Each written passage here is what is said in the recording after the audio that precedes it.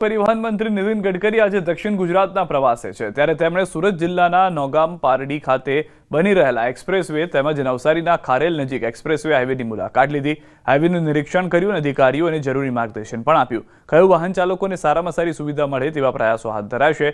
ત્યારે હાલ તેઓ દિલ્હી જવા રવાના થઈ ગયા છે। ये जल्द से जल्द इसको पूरा करने की हम कोशिश कर रहे हैं। रोड तो अच्छा बना हुआ है, थोड़ी वो जो कमियां ध्यान में आती है उसको रेक्टिफाई कर रहे हैं। हमने अच्छे से अच्छी टेक्नोलॉजी का उपयोग भी किया है। આપણા રોડના જેટલા પણ ઉચ્ચ અધિકારીઓ છે એમને તાત્કાલિક સૂચના આપીને NH48માં જે સુધારા કરવાના છે એના પણ સૂચનો આપી અને હમણાં એક્સપ્રેસ હાઈવેનું પૂરું નિરીક્ષણ સુરત લગીને કરવાના છે અને જલ્દીથી જલ્દી આ એક્સપ્રેસ હાઈવે પણ કાર્યરત થઈ જાય અને નેશનલ હાઈવે 48માં પણ સુધારા આવે એના માટે અમારા મોદી સાહેબ સાથે જ અમારા નીતિન ગડકરીજી અમારી ગુજરાત સરકાર પૂરી રીતે કટિબદ્ધ છે।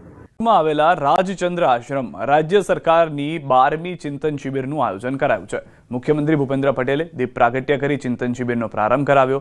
3 દિવસ સુધી ચાલનારી આ શિબિરમાં વિવિધ સેશન ચાલશે, જેમાં ચર્ચાઓ અને સેમિનારો યોજાશે। શિબિરમાં મુખ્યમંત્રી સહિત તમામ મંત્રીઓ અને રાજ્યમાં તમામ 242 જેટલા સંઘી અધિકારીઓ ઉપસ્થિત રહ્યા। 29 નવેમ્બરે શિબિરના અંતિમ દિવસે સમાપન સમારોહમાં વર્ષ 2024-25ના કલેક્ટર અને જિલ્લા વિકાસ અધિકારીઓને કર્મયોગી પુરસ્કાર પણ એનાયત કરવામાં આવશે।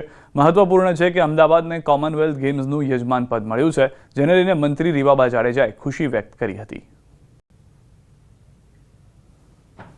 बहुत सालों से हम ईगरली वेट कर रहे थे और बहुत ही मेहनत की है गुजरात के स्पोर्ट्स डिपार्टमेंट ने और बहुत ही खुशी की बात है, प्राउड है कि एज ए भारत के नागरिक होने के नाते पूरे विश्व में ये बिड चल रहा था और हमारे देश को जो प्रतिनिधित्व मिला है, स्पेशली गुजरात के अहमदाबाद को ये प्रतिनिधित्व मिला है, वो उससे भी ज़्यादा खुशी की बात है।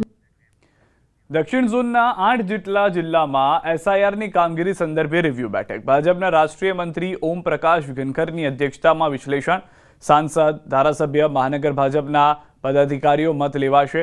ભાજપ કાર્યાલય ખાતે રિવ્યુ બેઠક લેવાશે। કેટલાક કિસ્સાઓમાં BLOની ધીમી કામગીરીની ફરિયાદ ઉઠી હતી, તો ઘણા કિસ્સામાં સમયસર ફોર્મ જમા થતા ન આવવાની પણ રાવ સાંભળવા મળી। વિવિધ પ્રશ્નોને લઈને બેઠકનું આયોજન હાથ ધરાયું। પાલનપુરના ગઢગામમાં 16 ગામ લેવા પટેલ સમાજ 28માં સમૂહ લગ્ન યોજાયા। આ સમૂહ લગ્નમાં પૂર્વ મંત્રી અને જેતપુરના ધારાસભ્ય જયેશ રાદડિયાએ હાજરી આપી હતી। આ પ્રસંગે આવેલા રાદડિયાએ યુવક યુવતીઓને આપી સલાહ। બાપ દાદાએ જાળવી રાખેલી જમીન સાચવી રાખવા કરી ટકોર। દીકરીઓને પિતાની પાઘડીની ઇજ્જત સાચવવા કરી અપીલ। સમૂહ લગ્નમાં પ્રભુતામાં પગલાં માંડનાર 21 નવદંપતીઓને જયેશ રાદડિયાએ આશીર્વાદ આપ્યા। મારા મા બાપે કેટલી મજૂરી કરી છે, કેટલી મહેનત કરી છે અને ત્યારે એટલું નામ કરે, ભલે બીજું મૂડી નહીં કમાણો હોય પણ તમારો બાપ તમારું નામ તો કમાણો છે, એની પાસે આબરૂ તો કમાણો હોય છે અને એ જે માથે પાઘડી બાંધેલું ને એ નીચી ન પડી જાય ને, જોવાની જવાબદારી આવનારા ભવિષ્યમાં સમાજની દીકરીઓની જવાબદારી છે। પાણી માટે વલખા મારતા સોસાયટીના રહીશો। વાત છે મોરબીના શનાળા રોડ પર આવેલ રિષભ પાર્ક સોસાયટીની। સોસાયટીના રહીશોના જણાવ્યા મુજબ છેલ્લા 3 વર્ષથી પાણીની સમસ્યા છે, જેને લઈને આ લોકો રજૂઆત કરીને થાકી ચૂક્યા છે। સીધી સોસાયટીના રહીશો ગાંધી ચિંધ્યા માર્ગે આંદોલન કરવાની તૈયારી બતાવી રહ્યા છે। રિષભ પાર્ક સોસાયટીના રહીશોએ 3 વર્ષથી પાણીની સમસ્યા સામે ઝઝૂમી આખરે આંદોલનનું શસ્ત્ર ઉગામ્યું અને વિશાળ રેલી યોજી। મહાપાલિકા કચેરી પહોંચી રોષભેર પાણી આપોના પોકાર કર્યા હતા। ઢોલ નગારા સાથે રેલી કાઢી તેમની સમસ્યાનું નિરાકરણ લાવવા માંગ કરી। કોઈ પણ ફરિયાદ અમારી સાંભળેલી નથી। વાતમાં અમને કહી દઈએ કે ચાલુ થઈ જશે, ઘરે પહોંચો, પછી અમે ઘરે પહોંચી પ્રશ્ન રોજે રોજ 3 વર્ષથી અમારા માટે આના છે, એટલે અમે ગાંધી માર્ગનો અમે રેલીનું આયોજન કર્યું।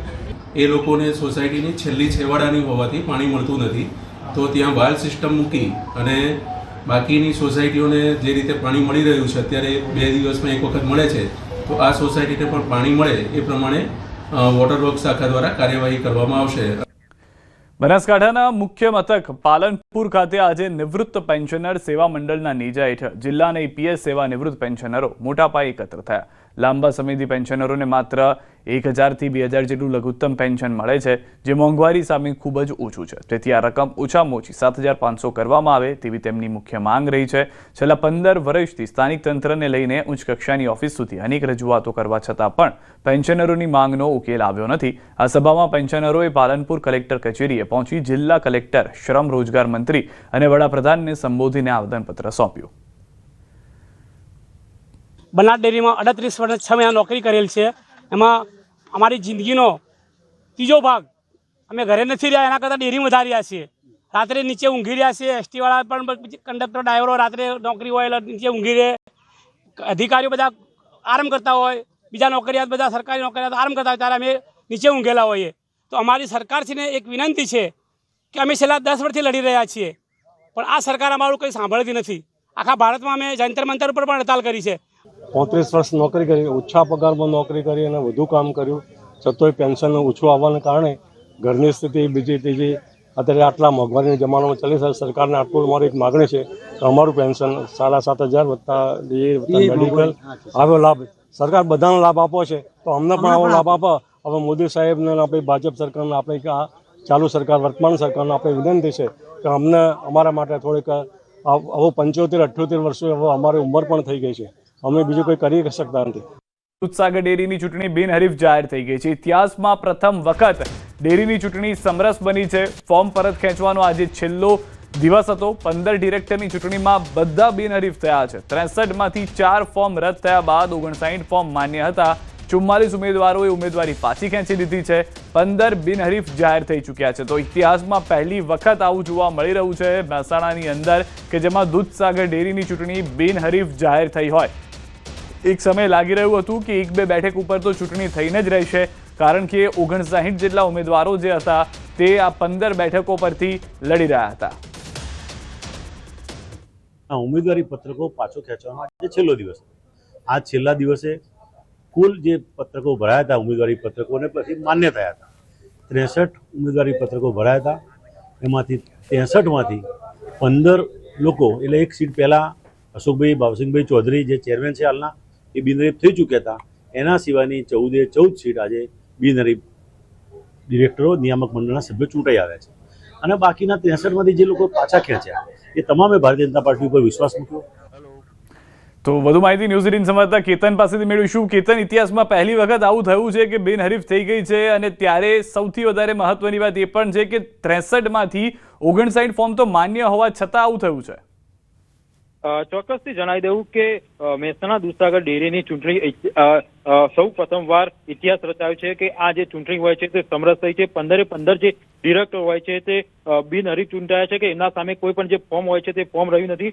વાત કરીએ તો ટોટલ જે 63 ફોર્મ હતા જેમાંથી 4 ફોર્મ કેન્સલ થયા હતા, 59 ફોર્મ માન્ય રાખવામાં આવ્યા હતા. 59માંથી અન્ય જે ઉમેદવારો હોય છે તેમના દ્વારા જે ફોર્મ હોય છે તે પરત ખેંચવામાં આવતા. હાલમાં જે ડિરેક્ટર હોય છે તે બિનહરીફ ચૂંટાયા છે. ભાજપ દ્વારા મેન્ડેટ જાહેર કરવામાં આવ્યા હતા. ત્યારબાદ જે અન્ય ઉમેદવારો હોય છે જેમને મેન્ડેટ આપવામાં ન આવ્યું તેવા તમામ ઉમેદવારો દ્વારા પોતાના જે ફોર્મ હોય છે તે પરત ખેંચવામાં આવતા એક ઐતિહાસિક ઇતિહાસ રચાયો છે કે જે મહેસાણા દૂધસાગર ડેરીની ચૂંટણી હોય છે તે સૌ પ્રથમવાર બિનહરીફ જાહેર થઈ છે. જી આભાર સમગ્ર માહિતી બદલ. તો ભાજપના જેટલા લોકોને મેન્ડેટ હતા તમામ લોકો જે છે તે હવે ડિરેક્ટર છે.